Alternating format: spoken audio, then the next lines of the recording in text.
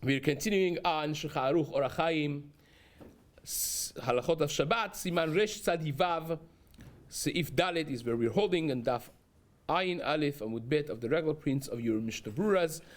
We are continuing on the Halachot of Havdalah, Mishe'en Yado Maseged Liknot Yain Lekidush Ulavdalah. If you can't afford financially to buy enough wine for Kiddush and for Havdalah, says the Shulchan Aruch, Yikne lehavdalah mishum de kiddush efshar bepat. Unlike what you would think, that kiddush perhaps should be more important than havdalah, because kiddush could be said on bread, and we just discussed yesterday in Shulchan Aruch how havdalah cannot be and should not be said on bread. Says the Shulchan Aruch, therefore you should dedicate the 1 cup of wine that you could afford buying to havdalah, and say your Kiddush of Friday night on bread. Says the Shulchan Aruch, Im en yado maseged liknot shemen lener Chanukah ve'yayin lehavdalah. Now, by ner Chanukah, we mentioned before that it's so important that a person is obligated to even sell his coat to go buy shemen for havdalah. You go mechzrin ala ptachim, you will go door knocking to gain enough funds to be able to light Nerot Chanukah. It's important because of Pirsumei Nisa. This is something that's considered a public nest that we want to advertise. We want to have proper knowledge of community, hence the concept of the Nerot being in the public eye, and so on and so forth. One part of that halacha is, even though the Havdalah perhaps is the Oraita, as we mentioned before, it's compared with the Kiddush, and Ner Chanukah is, according to everyone, a Drabanan, still Ner Chanukah would take precedence over the wine for Havdalah. Hence, a person that could only afford either buying oil for Ner Chanukah or Yayin lehavdalah, Ner Chanukah kodem, the light of Chanukah takes precedence. Omer Havdalah, says Maran in Seif Vav, meyushav. You should be saying Havdalah sitting down, not standing up. This is an interesting halacha because the Ramah right away brings the minhag of the Ashkenazim, the Yesh Omrim, this is the Shita of the later Rishonim, the Kolbo and the Agudah, that Havdalah should be said standing up indeed.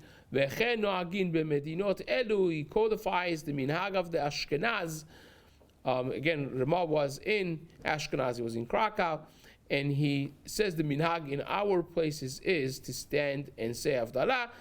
But again, the Sfaradim follow the psak of the Shulchan Aruch to say Havdalah sitting down as it is.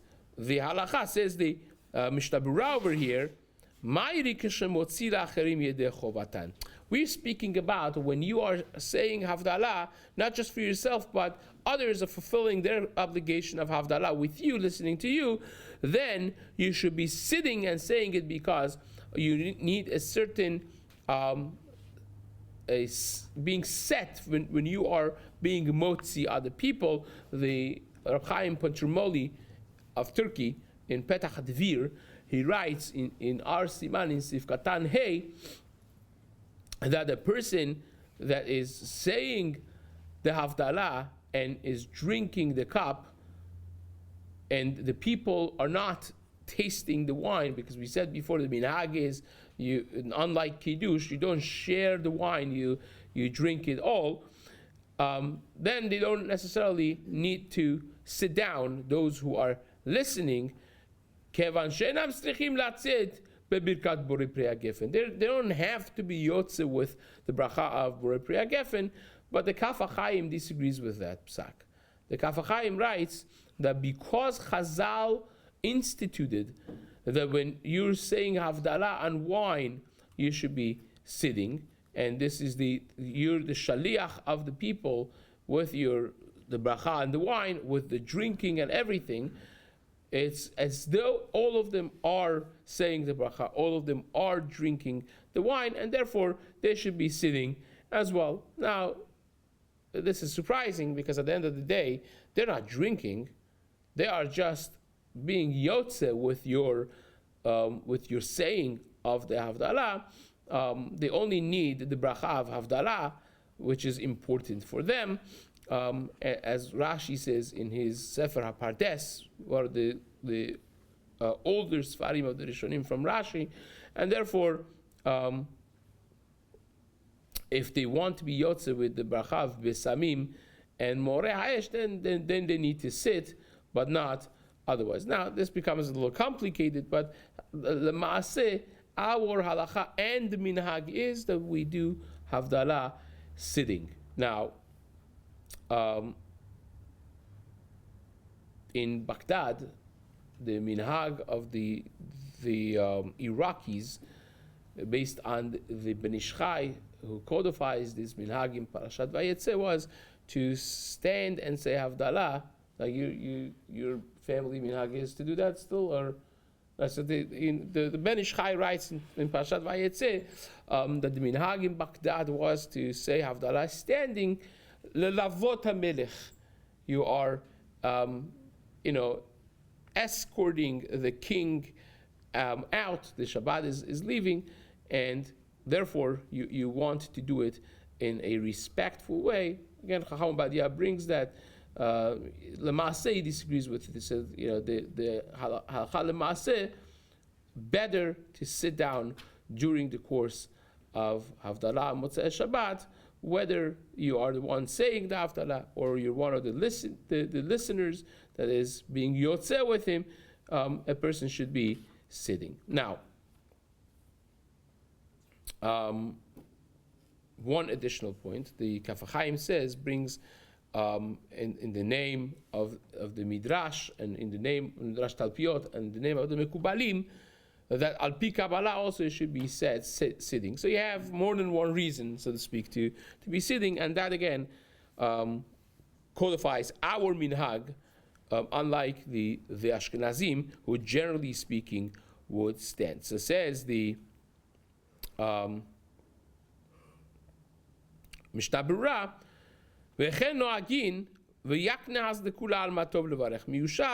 again, if you have a situation in which you're saying Kiddush, also it's Kiddush and Havdalah at the same time because it's Motzei Shabbat, which falls to be on Yom Tov. So you say Havdalah not as a separate thing, but as part incorporated inside the Kiddush, and that we call Yak Nahaz. Yak Nahaz is Yayin, Kiddush, Ner, Havdalah, Zeman. That's the Rashi Tevot. The order of the Kiddush of a Yom Tov that is Motzei Shabbat would be Bracha Borei Pri Gefen, Bracha of Kiddush, right? And then would have Ner, that you would say the Bracha of Borei Ha'esh, Havdalah, the Bracha of Hamavdil, then Kodesh to Kodesh would be, right? Because you're going from Kiddushat Shabbat to Kiddushat Yom Tov, special text of Havdalah, and then Zman of Shechianu, and that it would be, even according to Maran of Shulchan Aruch, would be said standing up, even though that part of it is Havdalah, that is batel, so to speak, to the Kiddush. It would be said by its Faradim, it would be said standing up as the Kiddush. By the Ashkenazim would be the other way around, which would be sitting them. They say the Kiddush sitting, so that would be said sitting down. The Kula Alma Tov Levarech Miyushav Kimo B'Sha'ar Kiddush Le'er B'Siman Resh Ayin Aleph. This is something that we already have discussed before, the Machloket of the Maran and Rama, Sfaradim and Ashkenazim, over there in Seif Yud of Siman Resh Ayin Aleph. Ochez Hayayin Beyamin, says the Shulchan Aruch. You take and this is something that people don't know necessarily, not enough awareness is not there, that you take the wine in your right hand, vehadas bismol, and you take the besamim in your left hand, as you start your Havdalah, you should be holding the Besamim in your hand as well. This is something that many people do not know or do not do. Umevarech al hayayin, and you say Borei Pri Gefen. Veshuv notel hadas beyamin v'yayin b'smol. You switch the hands. Now you're holding Besamim in your right hand, and you're still holding the cup. Because again, everything of the Havdalah should be said on the cup, so you're still holding the cup. You're not putting it down, you're just switching it to your left hand. Umevarech al hadas, you say the bracha, and Besamim machzir hayayin lemino, then you return the wine to your right hand. Says the Mishna Berura, after you say the bracha on Besamim, umanicho vero'eh besipornaim, umevarech borei morehash. You put the Besamim down, then you look at your sipornaim, your nails, and you say the bracha of borei moreh ha'esh, ve'achar kach machzir hayayin leimino. Afterwards, you take the wine back in your right hand. So you use your right hand after Besamim for the whole thing that you do by the bracha of borei moreh ha'esh, to look at your palm, the difference in light shining through your sipornaim, and the palm that is covered with the fingers, the four fingers, and creating a differentiation between light and less light, darkness. So that is what's being done. And then you switch the hands, you take the cup back in the right hand, and you finish the bracha of Havdalah. That's how the order is. Now, you paid attention perhaps that in the language of the Mishna Berura here, there's an indication that you look at your sipornaim before saying the bracha of Borei Moreh Ha'esh. That's a clear indication. Ro'eh besipornaim umevarech Borei Moreh Ha'esh is what he says. Now, first of all, you don't have to hold the Ner Havdalah in your hand. If it's standing on a stand or someone else is holding it, Hazaku Baruch, that's fine. You don't need to, it's not like anything else that you say bracha that you should be holding the thing. Like you're saying bracha and Besamim, you should be holding the Besamim. You're saying bracha and Havdalah, you should be holding the cup. We don't say that by Ner because you're not saying the bracha on, it's not Birkat HaNehenin, it's a Birkat HaShevach, that you're praising HaKadosh Baruch Hu on the fact that we have the benefit from fire, from the warmth and the light and the life that it brings. That is a Birkat HaShevach, so therefore you don't have to hold it in your hands. Now, we will discuss in Siman Resh Tzadichet, which is 2 Simanim from now, this little detail that we made a diuk in Mishna Berura, so freeze that in your minds. We're going to come back to it, whether or not you're looking at your thumbnails before the Havdalah, after the Havdalah, 2 hands, 1 hand, what exactly you're doing, all that we'll discuss in the upcoming Siman. But nevertheless, this diuk certainly is something to keep in mind for when we get to discuss this topic. Now, you don't go back to hold the Besamim after you put it down. You're done basically with it, of course, and you don't have to hold it even in your left hand. Once you say the bracha Besamim, you're done with Besamim, you put it down. Next Seif Maran writes, Seif Zayin,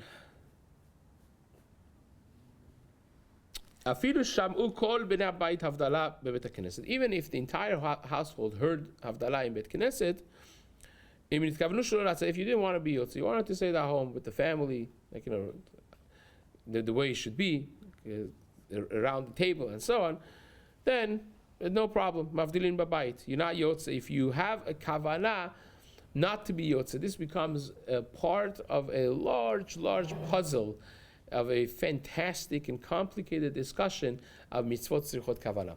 We know that there's a machloket, an early machloket, of whether or not the mitzvot that we do need to be mindful, or if you just do the maaseh mitzvah, you're good to go, right? Mitzvot tzrichot kavanah would mean that if I do a mitzvah mindlessly, I'm not yotze. If I do a mitzvah mindfully, I'm yotze. If I do a mitzvah mindlessly, I'm not yotze. If I do a mitzvah mindlessly, I'm not yotze. If I do a mitzvah mindfully, I'm not yotze. If I do a mitzvah mindlessly, I'm not yotze. Mitzvot en tzrichot kavana means that if I do a mitzvah, I'm yotze. I don't need kavana. Now, so that would mean that if I heard the Havdalah, even if I didn't have proper kavana, l'chora, right, it should come out that I was yotze already. I should not be able to say my own Havdalah because I heard it already. I heard, and I didn't have to have necessarily kavana. That's it.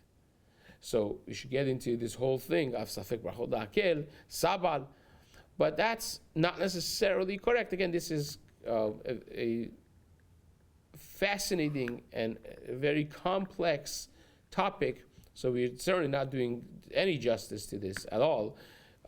But there's a concept of kavana hefchit, that if I bedavka explicitly have in mind that I don't want to be yotze with this, then perhaps even according to those who say mitzvot en tzrichot kavana, that a mitzvah could be accomplished, could be fulfilled without kavana, still it would be sufficient to have kavana hefkit for me not to be yotze. If I say I don't want to be yotze, then I am not fulfilling the mitzvah by my ears hearing the words. That does not do it if I have explicit mindset not to fulfill my obligation now because I want to say it myself at home, and that would be the halakha that Maran is saying over here, that you could do it yourself at home for yourself if you had in mind not to be yotze when you heard the Havdalah in the Bet Knesset. Nashim chayavot b'Havdalah keshem chayavot. The women are chayav to do Havdalah just like they're chayav in Kiddush, because Kiddush and Havdalah, right, are compared together. The Karata Shabbat Onik, the Kriyah Shel Kiddush, and that's in the beginning, in the aftermath of Shabbat as well. V'yesh mi shecholek. Maran brings the Shita of Orchot Chaim, is known as the Shita of Orchot Chaim, that holds that women are chayav in Kiddush because of a different comparison. That has its own reason. Women should be patur from Kiddush because it's a positive mitzvah that's time bound. So that's the reason that women are chayav to say Kiddush is only because the do's and the don'ts of Shabbat are compared together. Shamor v'zachor b'dibur echad, shamor et yom HaShabbat, zachor et yom HaShabbat. Like in the two times that the Torah mentions the Aseret HaDibrot in Parashat Yitro and Parashat Vayet Chanan, one of them it says shamor, one of them it says zachor. It is coming to compare those, and of course we know shamor is the don't do's. Keep yourself away from doing things that you're not supposed to do on Shabbat. That's the don'ts. And zachor et yom HaShabbat is the positive, the kum v'aseh.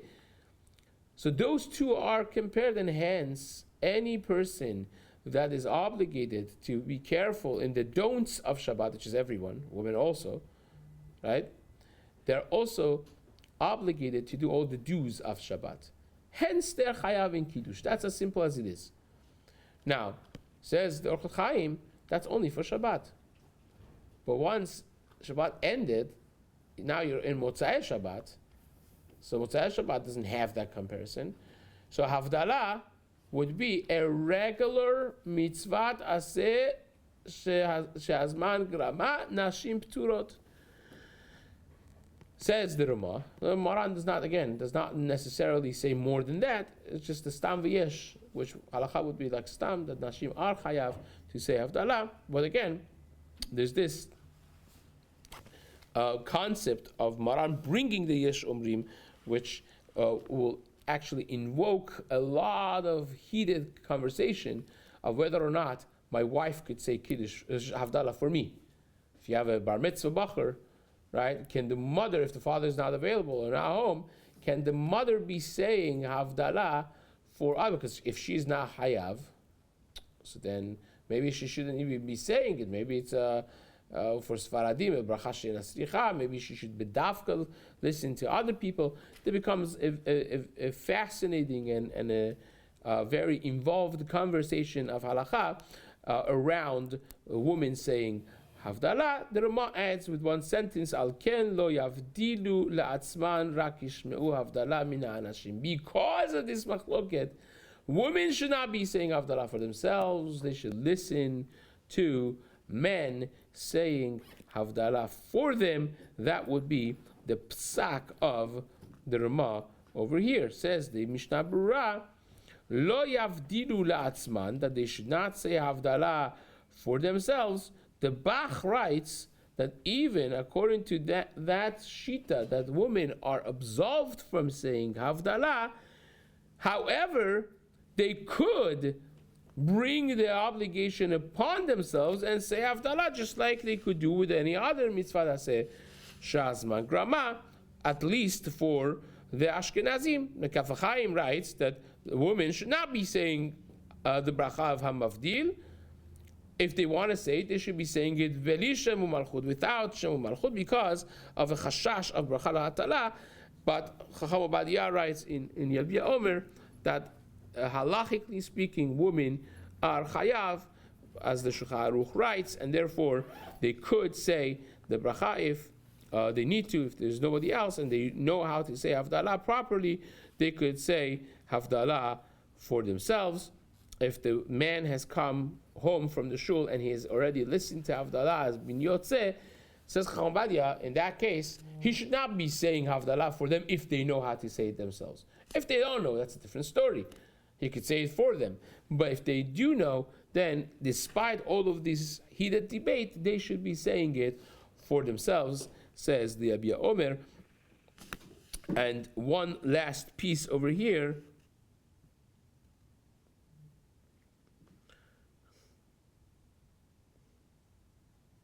Umasik Magen Avraham the Ikar K'divrei Bach. Magen Avraham says the woman could say it, could bring it upon themselves. And again, the Magen Avraham earlier on says that the women are accustomed not to drink from the cup of Havdalah. We remember that, right? And therefore, even with all the discussions over here, at the end of the day, how is she going to say Havdalah if she's not going to be drinking the wine for whatever reason it is that she's not going to drink? At the end of the day, she can't drink.